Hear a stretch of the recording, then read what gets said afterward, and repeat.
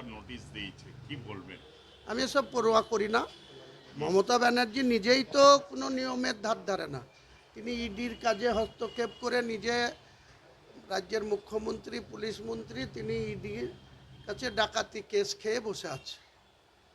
সেই তার জামানায় তার পুলিশ, তার চটিচাটা এসপি সে এসব করছে। কখনো আমার মেয়ের বাড়িতে ডিস্টার্ব করছে, কখনো আমার স্ত্রীকে 18 বছর 20 বছর আগে যেখানে বাড়ি হয়ে আছে ওই জায়গাটা 2002 সালে আমার দলিল আছে নিজে আমার মিসেসের নামে। ওই প্লটটা 404 দাগ 4404 মানিককর মৌজা। করুণাময় ঠাকুর, হিরণময় ঠাকুর, কেষ্ট ঠাকুর, নবকুমার ঠাকুর 4 ভাইয়ের কাছ থেকে 17 শতক জায়গা ওই রাস্তার ধারে লম্বা করে কেনা। সেই জায়গার ভিতরে আরও আমার একটা বাড়ি আছে, সেখানে নোটিশ হয়নি।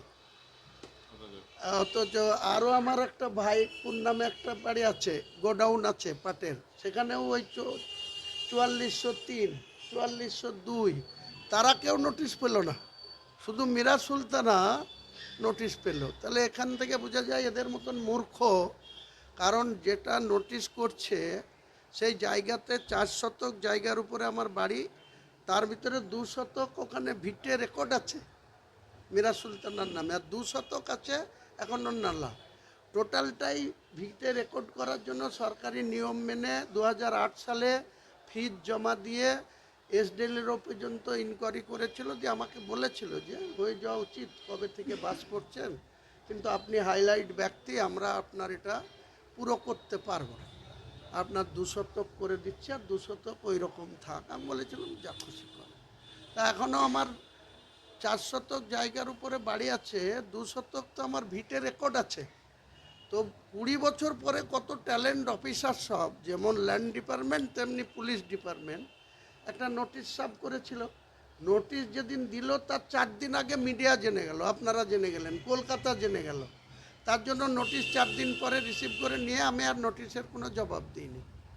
যেভাবে তৃণমূল কংগ্রেসকে ওয়ার্নিং নোটিশের জবাব আমি দেওয়ার প্রয়োজন মনে করিনি, একইভাবে তার পুলিশকে, ওই বেলারো দপ্তরকে আমি নোটিশের কোনো জবাব দিইনি।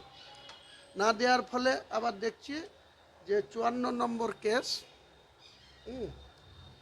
Shaktipur PS, case number 54/26, dated 5/3/2026।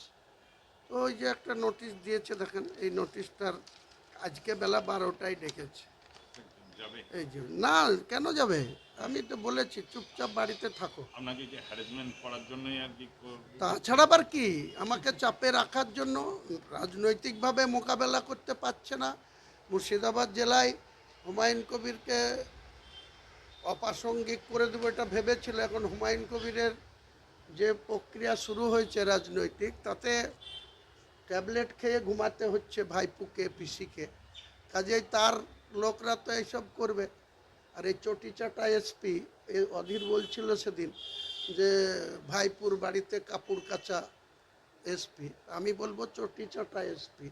এই চটিচাটাকে ঈদ হয়ে যাক, তারপরে কে এর আস্ফালন। আর এর যে থানায় থানায় সব দারোগারা যেভাবে ব্যবহার করছে মানুষের সঙ্গে, আজকের মিটিংয়ের জন্য ডোমকল থানার আইসি এসছে নতুন, কি মোহামেডান, তো সে সবাইকে থ্রেট করছে যে মিটিংয়ে যাওয়া হবে না।